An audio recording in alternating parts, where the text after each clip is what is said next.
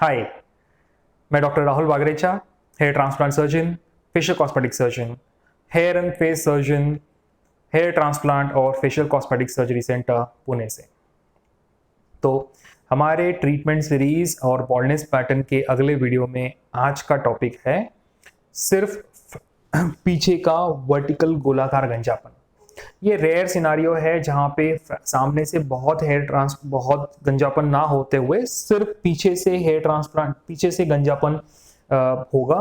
पीछे से गंजापन होने के साथ साथ थोड़ा सा पतला ओवरऑल आपको डिफ्यूज हेयर लॉस यानी पतलापना इस गंजेपन, चिकने गंजेपन के आसपास या पेरीफेरी में दिखेगा। तो इसके लिए क्या ट्रीटमेंट है? ये ट्रीटमेंट पहले ही जैसे बताया कि आपको जहां शाइनी गंजापन है, जहां पे स्किन दिख रही है, वहां पे मेडिकली कुछ भी हम नहीं कर सकते। मेडिकल ट्रीटमेंट से वहां पे बाल नहीं उगा सकते क्योंकि वहां पे जड़ें नहीं है। ट्रांसप्लांट ही आपका ऑप्शन होगा। साथ में आपको जो एग्जिस्टिंग बाल हैं ये आपको बचाने हैं।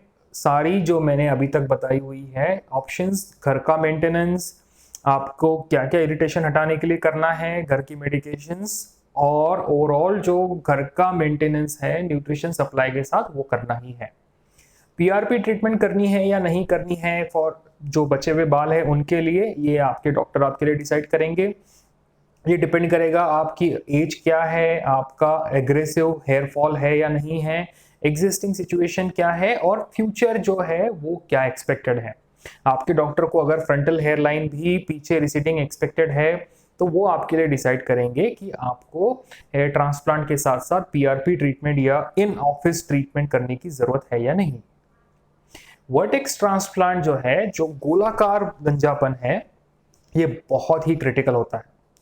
इसमें आपको डिसाइड करना है कि आपका गोलाकार गंजापन और आगे कितना बढ़ सकता है। आपका गंजापन जितना है उतने आपके पास बाल अवेलेबल है या नहीं है। तो गोलाकार गंजापन के लिए आपको हेयर ट्रांसप्लांट ही ऑप्शन अवेलेबल है। हेयर ट्रांसप्लांट में आपको ये ध्यान रखना है कि आपके पास जितना एरिया है उतने बाल अवेलेबल है या नहीं है।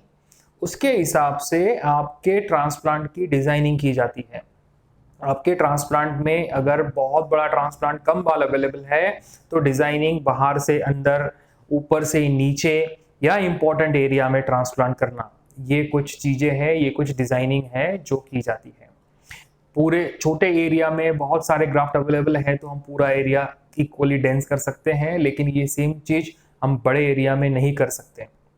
फ्यूचर रिक्वायरमेंट फ्रंटल एरिया में भी रहेगी तो वो भी ध्यान में रखना होगा और अकॉर्डिंगली ही आपके ग्राफ्ट यूज करने पड़ेंगे।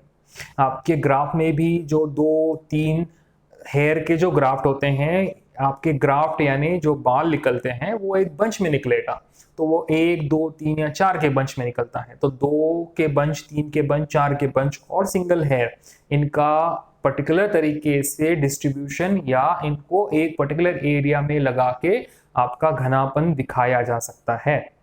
जो एरिया है आपके बॉल्ड पैच के अराउंड जो पतला है, जहां के पूरे बाल नहीं झड़े हैं या झड़े हैं, ये डिसाइड करना भी जरूरी है कि यहाँ ट्रांसप्लांट करना है या ये मेडिकली ट्रीट किया जा सकता है। ये जो सिचुएशन है ये आपके डॉक्टर ही डिसाइड करेंगे उस एरिया को एग्जामिन करके, आपकी एज और उस एरिया में होने वाला हेयर फॉल है ये कितना एग्रेसिव है, ये कितना फास्ट हो रहा है, कितना स्लो हो रहा है, ये सेटल्ड है या नहीं है, इस सब के ऊपर। वर्टेक्स ट्रांसप्लांट, पीछे का गोलाकार ट्रांसप्लांट, ये सबसे क्रिटिकल ट्रांसप्लांट होता है ट्रांसप्लांट सर्जरी में। इसको अच्छे से प्लान करना बहुत जरूरी है, वरना आपको बीच में एक ट्रांसप्लांट एरिया रह जाएगा और उसके अगल बगल में फिर से हेयर फॉल होके एक गोलाकार गंजापन हो जाएगा। ये बहुत ही अजीब दिखेगा, बीच में एक ट्रांसप्लांटेड एरिया, फिर गंजा एरिया और फिर बाल आना, ये अजीब दिखेंगे। इसके लिए आपको या तो सेकंड ट्रांसप्लांट की जरूरत पड़ेगी या इसको अच्छे से प्लानिंग करके हम अवॉइड कर सकते हैं। Thank you very much.